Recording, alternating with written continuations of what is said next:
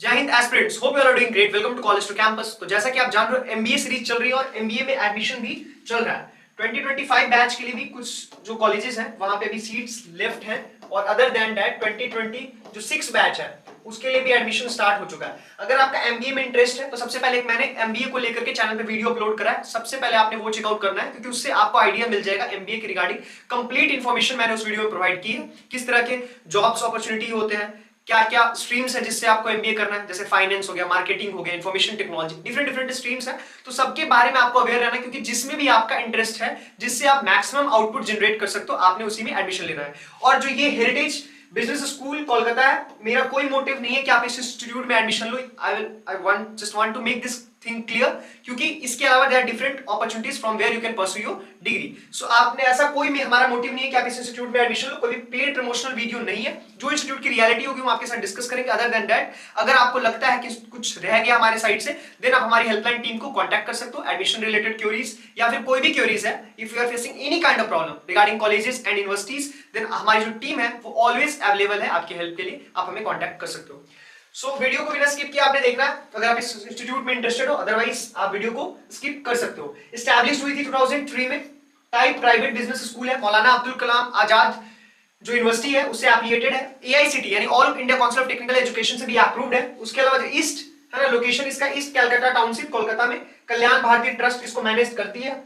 हर एक माइन्यूट से minute information जो इस इंस्टीट्यूट के रिगार्डिंग है, मैंने सारे इन्फॉर्मेशन आपसे बायस्ड हुए बिना डिस्कस करेंगे। सो रैंकिंग इसकी अगर हम देखें तो फर्स्ट प्राइवेट बिजनेस स्कूल है वेस्ट बंगाल का 2025-2026। अगर हम देखें आउटलुक इंडिया के बेसिस पे 4th है, 10th है ईस्ट जोन में, 96th इन इंडिया, और कैरियर 360 के बेसिस पे भी इसकी अच्छी रैंकिंग मिली है। अदर देन दैट, जो नियरेस्ट रूट है जिसके थ्रू आप ट्रैवल कर सकते हो, जिसके बाद आप जैसे नियरेस्ट पॉइंट रूट अगर हम देखें तो कैंपस से डिस्टेंस, तो सबसे पहले मेट्रो। अगर हम मेट्रो से देखें तो ये जो कवि सुभाष न्यू है ना घड़िया, वहां से 7.5 अराउंड 7.5 किलोमीटर के डिस्टेंस पे है। रेलवे से अगर आप ट्रैवल करते हो तो सियालदह रेलवे स्टेशन जो है, सियालदह रेलवे स्टेशन से 13 किलोमीटर के डिस्टेंस पे, हावड़ा स्टेशन से 18 किलोमीटर के डिस्टेंस है। बाय एयर तो जो आपको पता है, जो नेताजी सुभाष चंद्र बोस इंटरनेशनल एयरपोर्ट है, तो यहां से आपको 18 से 20 किलोमीटर, यानी कनेक्टिविटी रिलेटेड आपको कोई इशू नहीं आने वाला है। और उसके अलावा एक चीज और मैं आपको बता दूं कि जो इंस्टीट्यूट है इसका इंफ्रास्ट्रक्चर भी अच्छा है। आपको बहुत ज्यादा बड़ा यहाँ पे वास्ट, जैसा मैंने आपको बोला है प्रोस कॉन्स,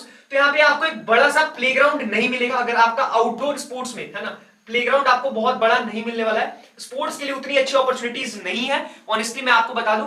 तो लाइब्रेरी यहाँ पे मिलेगा, डिजिटल रिसोर्सेज, एसी क्लासरूम है, सेमिनार हॉल्स है, कैफेटेरिया एंड रिक्रिएशनल जोन है, हॉस्टल फैसिलिटीज भी है, सेपरेट हॉस्टल है, स्पोर्ट्स की फैसिलिटीज मिलेगा इंडोर आउटडोर, बट बहुत ज्यादा वास्ट नहीं है इसकी स्पोर्ट्स की। अगर आउटडोर फैसिलिटीज देखें तो वाईफाई इनेबल्ड कैंपस आपको मिलेगा। अदर देन दैट, अगर आप देखें यहाँ पे फी के बारे में, हम बात करें एमबीए प्रोग्राम के लिए यानी कि मास्टर इन बिजनेस एडमिनिस्ट्रेशन, तो बेसिक जो इसकी है फी स्ट्रक्चर, तो आपको एक देना पड़ेगा one time admission fee, that is 30,000। ठीक है, ट्यूशन फी 1,35,000, ये पर सेमेस्टर मैं आपको बता रहा हूं। और उसके बाद सेकेंड सेमेस्टर में 1,35,000, थर्ड में 1,35,000 एंड फोर्थ में 1,35,000। ये जो एडमिशन फी है दैट इज 30,000, वो पहले सेमेस्टर में इंक्लूडेड होगा। उसके अलावा आपको सारे सेमेस्टर में 1,35,000 देना है। डेवलपमेंट फी आपको देना होगा 15,000 हर सेमेस्टर में, 15,000 आप ये इंक्लूड कर लो। काउंसल मनी जो कि रिफंडेबल होगा, ठीक है, ये जो सिक्योरिटी मनी ऐसे कंसीडर कर सकते हो, वो रिफंडेबल होगा, दैट इज 30,000। लाइब्रेरी की फीस अब देखो तो 5,000 आपको इस सेमेस्टर में पे करनी होगी। पर्सनैलिटी डेवलपमेंट फी 10,000 आपको पे करना पड़ेगा। फी पेबल पर सेमेस्टर दैट इज 2,26,100 इस सेमेस्टर में। अगर आप सारा ऐड ऑन कर दो, सारे फी को ऐड करो, तो आपको इतना पे करना होगा। सेकंड में आपको 1,65,000, थर्ड में 1,65,000 एंड फोर्थ में भी 1,65,000 आपको पे करना पड़ेगा फी। उसके अलावा जो टोटल फी होगा एक्सक्लूडिंग जो काउंसल डिपॉजिट है, सिक्योरिटी मनी, क्योंकि ये रिफंडेबल होगा, ये आपको जब भी आपका कोर्स खत्म होगा उसके बाद ये आपको रिफंड कर दिया जाएगा, अगर आपने किसी तरह का इंफ्रास्ट्रक्चर डैमेज नहीं किया, कोई भी प्रॉपर्टी को अगर आपने हार्म नहीं किया इंस्टीट्यूट का, तो सो दिस जो इसका हम टोटल सम देखें दैट इज 6,90,000 आपको पड़ेगा एमबीए के लिए।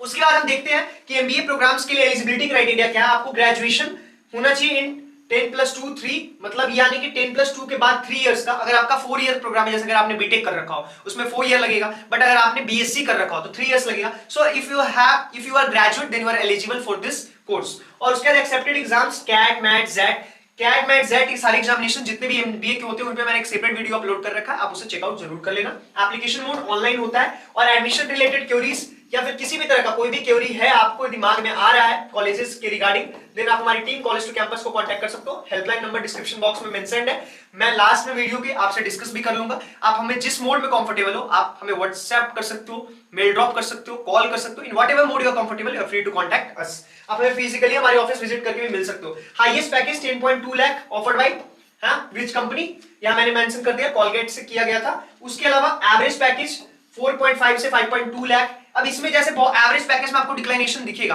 क्योंकि आप देखते हो जब बीटेक के बारे में हम डिस्कस कर रहे थे तो वहां पे कुछ कॉलेजेस होते हैं, जैसे बीटेक में अगर आप देख रहे हो civil engineering, mechanical engineering, electrical engineering, इन सारे कोर्सेज की जो प्लेसमेंट है वो कम जाती है।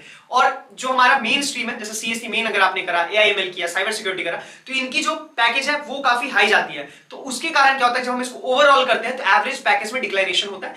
यहां भी सेम केस है, फाइनेंस, मार्केटिंग, कुछ ऐसे प्रोग्राम से एमबीए के अंडर जिसका पैकेज इन जनरल अच्छा जाता है, बट कुछ ऐसे स्ट्रीम्स है जिसकी पैकेज अच्छी नहीं जाती। तो ओवरऑल जो पैकेज है दैट इज 4.5 से 5.2।